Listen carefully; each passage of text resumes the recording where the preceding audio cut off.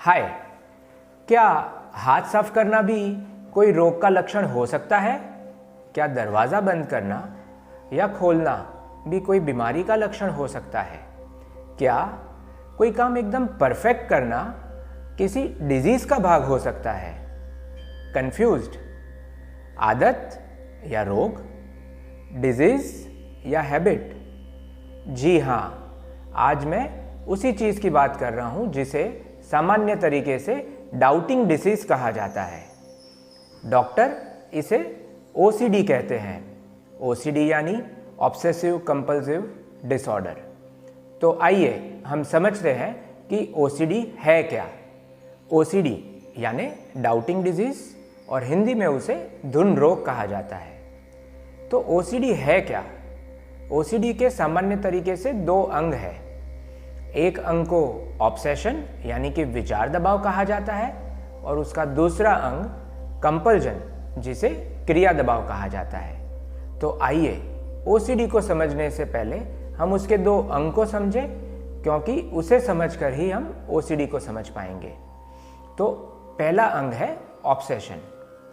सामान्य तरीके से हर किसी को अपने रोजिंदे जीवन में अलग अलग प्रकार के विचार आना, चित्र दिखना या आवेग आना वो एक स्वाभाविक बात है। लेकिन यही विचार, यही चित्र और यही आवेग जब एक अलग रूप ले लेते हैं तो उसे ऑब्सेशन कहा जाता है। ऑब्सेशन में कोई एक विचार या चित्र व्यक्ति को बार बार आता है, उसकी इच्छा के विरुद्ध आता है, जिससे उसे बहुत सारी बेचैनी, घबराहट, डर या ग्लानि होती है।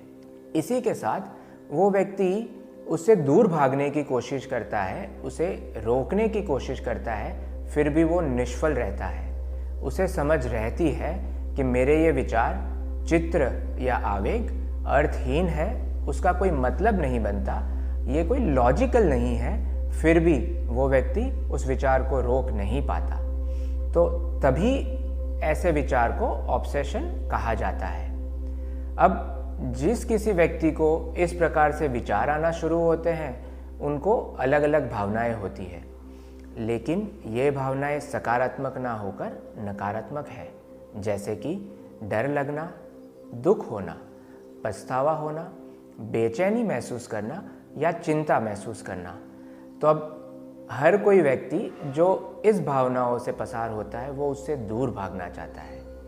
तो उनका मन उससे दूर भागने के लिए उनको और एक चीज़ की तरफ ले जाता है जो रोग का भाग है, जिसे हम कंपल्जन कहते हैं। ये व्यक्ति उस भावना से भागने के लिए कोई चीज़ बार बार करता है, जैसे कि बार बार हाथ धोना या बार बार कोई चीज़ चेक करना या किसी को बार बार पूछना।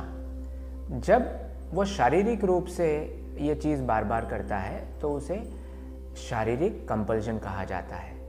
लेकिन और एक गर्भित रूप भी है कंपल्जन का, जिसे हम मानसिक कंपल्जन कहते हैं, जो सामने वाले को नहीं दिखेगा, सिर्फ व्यक्ति महसूस करता है और वो अपने मन के अंदर कर रहा है।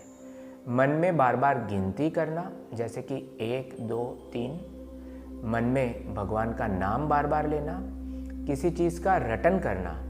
अगर मुझे कोई बुरा विचार आया है तो उसे हटाने के लिए कोई दूसरा विचार लाना, ये भी मानसिक कंपल्जन है। तो हमने ओसीडी के दो भाग समझे, ऑब्सेशन और कंपल्जन। यही पूरे रोग को बनाता है और उससे आगे हम ऑब्सेशन और कंपल्जन के अलग अलग एग्जाम्पल्स के द्वारा उसे वापस से समझने की कोशिश करेंगे।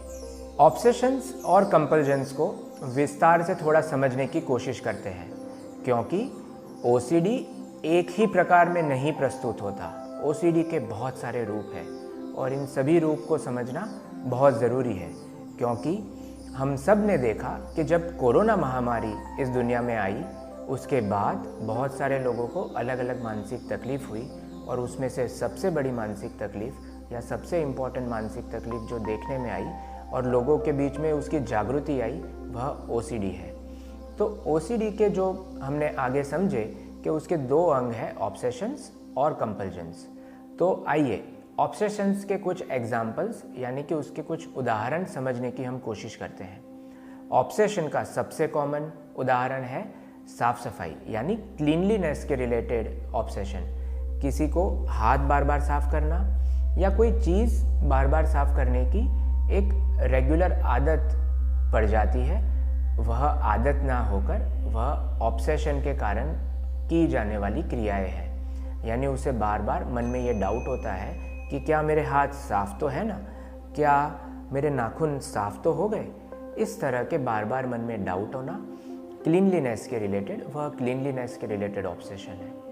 किसी को पैथोलॉजिकल डाउट्स होता है यानी हर एक काम में शंका पैदा होती है कि जैसे मैंने दरवाज़ा बंद किया कि नहीं, मैंने गैस का बर्नर ऑफ किया या चालू रह गया, रूम की लाइट तो कहीं चालू नहीं रह गई। इस तरह के हर एक काम के पीछे उसे मन में डाउट पैदा होते हैं और इस प्रकार के डाउट्स को पैथोलॉजिकल डाउट्स कहा जाता है। वह एक ऑब्सेशन का प्रकार है।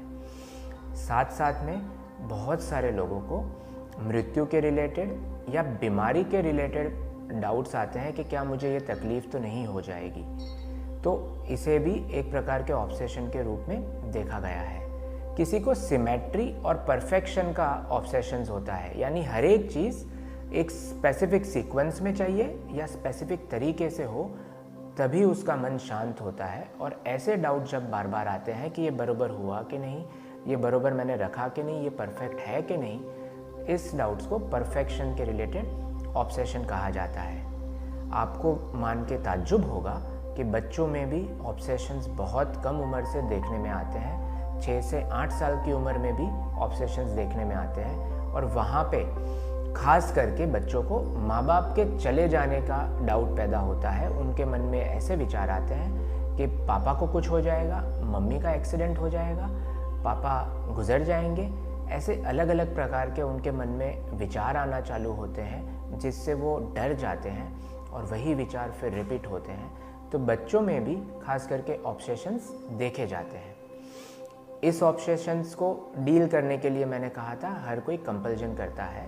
वो कंपल्जन बार बार हाथ धोना, एक ही चीज़ को बार बार रगड़ रगड़ के साफ करना, बाथरूम में स्नान करते करते 1-1, 2-2 घंटे लगना कि जहाँ पे टंकी पूरी खाली हो जाए, किसी चीज़ में बार बार चेक करते रहना कि दरवाज़ा बार बार चेक करना। इस तरह के कंपल्जन, ये जो क्रियाएं बार बार व्यक्ति कर रहा है उसे कॉमनली कंपल्जन्स कहा जाता है। साथ में ही वह व्यक्ति जब बार बार चीज़ें रिपीट करता है बोलने में तो वो रीएश्योरेंस लेना चाहता है फैमिली मेम्बर से कि भाई मैंने ये काम बरोबर किया तो नहीं, मैं क्या बोला। ऐसा करके बार बार मम्मी पापा हस्बैंड वाइफ एक दूसरे को पूछते रहते हैं और उसे हम compulsion, reassurance form of physical compulsion कहते हैं। एक इम्पॉर्टेंट मेंटल कंपल्जन्स को मैं विस्तार से समझाने की कोशिश करता हूँ। मेंटल कंपल्जन्स यानी मन में की जाने वाली बार बार क्रियाएं, खास करके मन में गिनती करना, जैसे हाथ धोते हुए 1, 2, 3, 4, 5 कोई नंबर फिक्स किया हुआ होता है जिसे वो शुभ या अशुभ गिनते हैं और उस हिसाब से उनकी क्रियाएं फिक्स हो जाती है।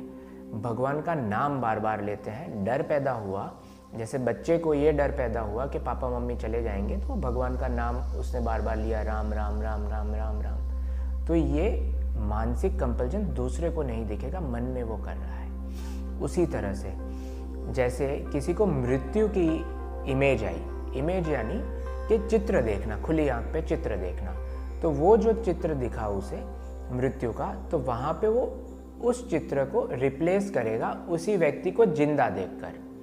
तो ऐसे अलग अलग प्रकार के मानसिक कंपल्जन्स पाए जाते हैं। आप सभी को ये क्वेश्चन पैदा होगा कि ओसीडी को समझना इतना ज़रूरी क्यों है। ये एक खास प्रकार की मानसिक तकलीफ है कि जिसमें पेशेंट का और घर वालों का बहुत सारा समय वेस्ट होता है। किस तरह वेस्ट होता है? 2 तरीके से वेस्ट होता है। खास करके ओसीडी के बारे में एक बहुत बड़ी भ्रांति है कि इसे लोग शुरुआत में आदत गिन लेते हैं। एक सामान्य तरीके से ओसीडी का व्यक्ति डॉक्टर तक पहुंचने में 2 से 5 साल ले लेता है। यानी ये 2 से 5 साल घर वालों को और उसे ये समझने में चले जाते हैं कि ये कोई तकलीफ का भाग है, कोई आदत का भाग नहीं है। तो आप समझिए कि एक छोटे से 70 इयर्स के जीवन में अगर 2 से 5 साल, कीमती 2 से 5 साल वेस्ट हो जाते हैं, तो वो उस परिवार के लिए, उस व्यक्ति के लिए कितना हानिकारक हो सकता है। तो OCD का सबसे इम्पॉर्टेंट पॉइंट ये है कि हम अगर उसे अर्ली आइडेंटिफाई करते हैं तो वो ऑटोमेटिकली ट्रीटमेंट में भी उतना यूज़फुल हो सकता है। क्योंकि 2 साल अगर कोई एक बीमारी आपके शरीर में रहती है तो उसका कितना नुकसान हो जाएगा, खास करके ब्रेन के वहाँ के न्यूरॉन्स जो ऑर्बिटोफ्रंटल कॉर्टेक्स के रिलेटेड है, वो न्यूरॉन्स धीरे धीरे क्षति को प्राप्त करते हैं और उससे वो कभी कभी वो परमानेंट डैमेज के फॉर्म में भी देखे जाते हैं। तो इसलिए OCD को इग्नोर ना करना वो बहुत इम्पॉर्टेंट है और उसके लिए उसकी जागृति फैलना वो उससे भी ज़्यादा इम्पॉर्टेंट है। दूसरा एक इम्पॉर्टेंट पॉइंट ये रहता है कि OCD के दर्दी के साथ साथ उसके पेरेंट्स को भी जब एक्सटेंडेड OCD हो जाता है तो घर परिवार का भी बहुत सारा टाइम उसमें चला जाता है, जिससे घर परिवार वालों को भी बहुत सारी तकलीफ और मानसिक समस्याएं पैदा होती है। तो इस तरह के से भी OCD को समझना हमारे लिए बहुत इम्पॉर्टेंट है।